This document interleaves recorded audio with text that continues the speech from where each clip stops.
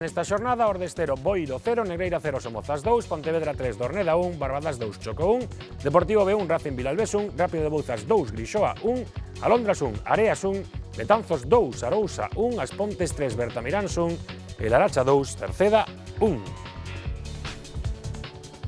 Ese último marcador é o que máis chama a atención, Gustavo. Xa non hai equipos invictos, xa perdeu o Cerceda, que levaba 18 xornadas sen facelo, e ademais perdeu seguramente onde menos se agardaba, perdeu diante dun Laracha que había moitísimas semanas que non conseguía unha victoria.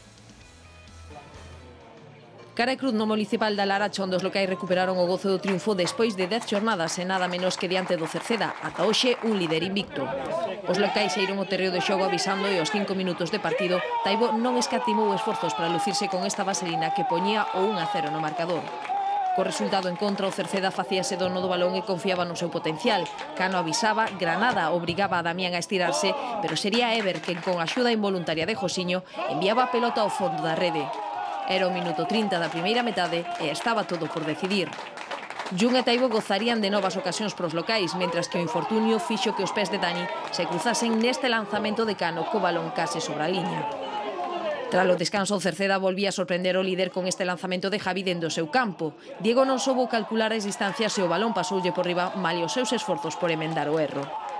Novamente a remolque, o Cerceda intentou presionar máis na área rival, pero seguía sen acerto tanto nas accións a balón parado como en accións máis rebuscadas. Para min é difícil de explicar, non? Polo que pasou no campo, pola multitud de ocasións que tuvemos e sobre todo porque sufrimos unha arbitraxe penosa, un nivel, eu creo que moi baixo. Yo creo que hemos sido mejores en el campo, en el cómputo global. La clave, pues correr mucho, apretar mucho, morder. A un equipo que juega también al fútbol tienes que morderle y apretar. Y yo creo que en momentos sí que hemos jugado bien, pero hoy no era un día para ser tampoco tan brillantes.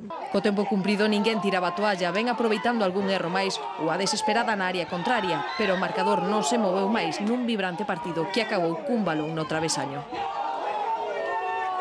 Continuamos con equipos da zona alta, Gus. Sí, hai tres equipos que rematan a primeira volta empatados a 38 puntos e un deles é o que mellor rematou esta primeira volta, o equipo das Pontes, que gañou por 3-1 o Bertamiráns, adiantouse cun afortunado autogol de Álex Blanco. Claro que o Bertamiráns conseguiu o empate neste outro gol, o lanzamento de Álex Blanco, e parece que aí ao final o que desvía a trayectoria do balón é Chema. Que pase que estas Pontes reaccionou na segunda metade, unhas Pontes, Tito, que xa apuntabas dende o principio da temporada, que é un equipo a ter en conta para entrar entre os 4 primeiros. Porque é certo que Tito leva moitas semanas xa dicindo. Estou convencido por plantel e por cuerpo técnico, porque Manolo ten moi claro como é a categoría e lle dá ao equipo ese puntiño necesario. Estou convencido de que as Pontes, non sei se ao final se vai a meter entre os 4, pero que vai a estar pelexando seguro. O 2-1 obra de Dani, o 3-1 marcado por Santi. Facíase imprescindible para o Pontevedra gañar este partido ante o Dorneda, non? Pero Pontevedra, a fin de contas, acaba a primeira volta só 2 puntos do cuarto posto. Ten que ser o seu obxectivo, entrar entre os 4 primeiros. E ademais aparecen xogadores como este, como que marca o gol, primeiro partido como titular de Javi Otero, e primeiro gol. É un xogador que ten que dar moitísimo ao Pontevedra, non? E ahora mismo a irrupción un pouco de Kevin, non? De Kevin Levis, sí. Que Kevin foi protagonista no primeiro tempo, porque rematou en primeira instancia, logo petou co pau nun disparo posterior, e aquí conseguiu marcou o segundo tanto, foi protagonista absoluto. Un xogador que principiaba a temporada no filial, no equipo B, un rapaz argentino que o ano pasado estivo no Barco, na preferente, e que este ano parece que, a base de traballalo moito, atopou un oco no equipo titular do Pontevedra. Sí. Por exemplo, antes falábamos das Pontes, que lle dábamos ese marxe. Creo que o Pontevedra non ten ese marxe. O Pontevedra sí. Sí, ten que estar entre os 4 primeiros. O Dorneda, que recortou distancias, probablemente con mellor gol que se viu na tarde. Ese golazo marcado por Rebollo. Ai, ben, que volea tan bonita. A mesma escadra, e ata o minuto 90 houve incerteza no marcador, pero apareceu Pablo Carnero para facer o seu 9º gol da temporada e para darlle o triunfo ao Pontevedra. Tamén apareceu Pablo Carnero como goleador e o Pontevedra foi subindo prestacións. Sí, foi a última incorporación, pero básica para o despegue do Pontevedra ao final de Liga, segurísimo. Repasamos agora o empate entre o Alondras e o Areas. Adiantouse o Areas con este gol de David Domínguez. Os 2 goles en apenas 5 minutos. Que cousa máis estrana, fai o balón aí. Sí, aí bota. Non sei se por mor do céspede artificial ou... Antes dirías pola erva ou pola terra, ahora polo caucho. Polo caucho. O balón ia a 1 metro da portería e acabou no fondo da rede. Pero pouco despois empatou Johnny Prao Alondras con ese remate cruzado. Falamos antes do programa con Mingos, co presidente do Cultural Areas, un saludo para él, que estaba un pouco cabreado porque o seu equipo non foi quen de gañar, a pesar de que o Alondras se quedou con 9 xogadores os últimos 30 minutos. Primeiro expulsado Carlos Campo por iso.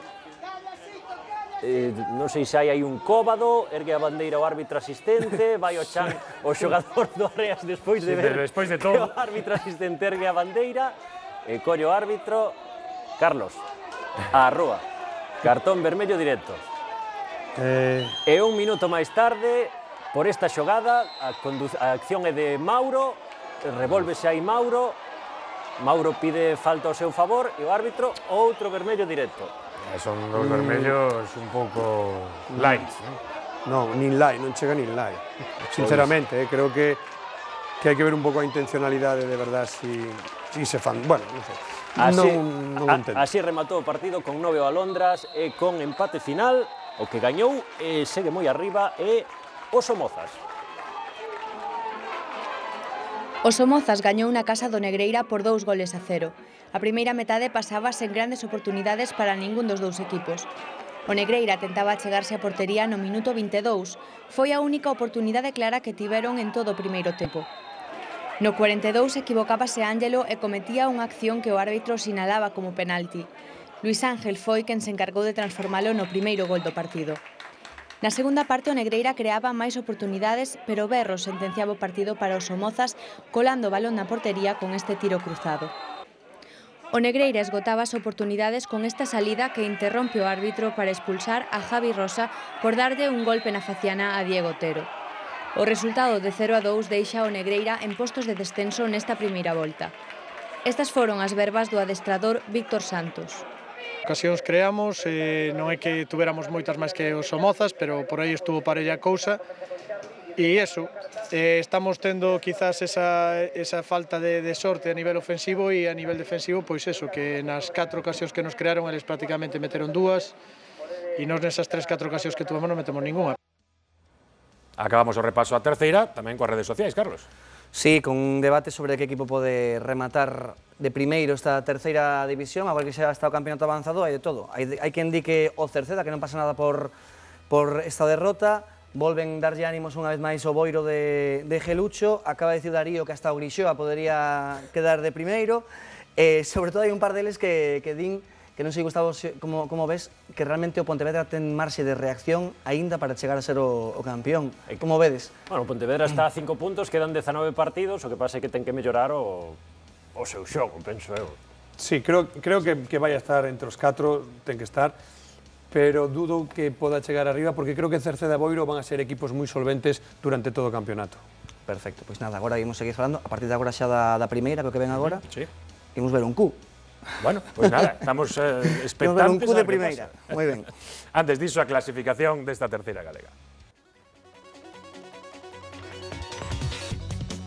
Unha clasificación na que vemos 3 equipos empatados con 38 puntos. Son o Cerceda, o Boiro e o As Pontes. E ocuparía esa cuarta praza da clasificación que daría dereito a loitar polo ascenso o Choco con 35. Sabemos que hai equipos moi preto que poden chegar a esas posicións como o Somozas ou o Pontevedra, algo máis lonxe, Arousa ou Ordes. Abre se hai un oco, aparece o Barbadás, logo o Alondras, Rápido de Bouzas, Bertamiráns, Deportivo B, que abaixo está o filial deportivista con 23 puntos, con 22 Laracha e Racing Vilalbés, xusto fora do descenso. Atopamos o Dorneda con 19, en descenso Areas con 18, Negreira con 16, Betanzos con 15 e Grixoa con 10 puntos.